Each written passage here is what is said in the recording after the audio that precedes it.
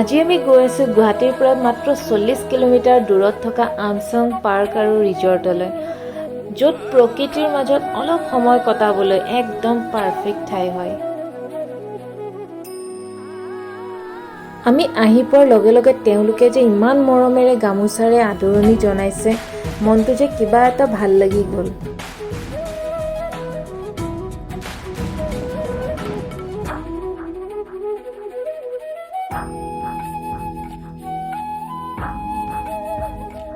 যিহেতু আমি লাঞ্চৰ টাইমত আহি পাইছিলোঁ, তো ফাৰ্ষ্ট আমি লাঞ্চটো কৰি ল'লোঁ।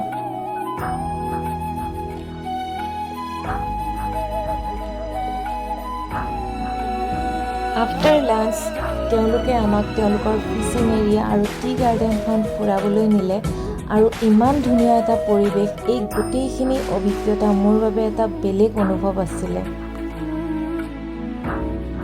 আৰু টি গাৰ্ডেন ফুৰি আহি তেওঁলোকে আমাক তেওঁলোকৰ এই বিশাল টি ফেক্টৰীটো দেখুৱাবলৈ আনিলে, আৰু জীৱনত প্ৰথমবাৰ মই এনেকৈ টি ফেক্টৰীৰ ভিতৰত সোমাই গোটেই প্ৰচেছবোৰ দেখিছোঁ।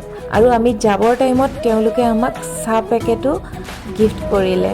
আপোনালোকেও যদি ফেমিলিৰ লগত বা আপোনজনৰ লগত সময় কটাব বিচাৰিছে, ইয়ালৈ এবাৰ আহিবচোন, খুব বেছি ভাল পাব।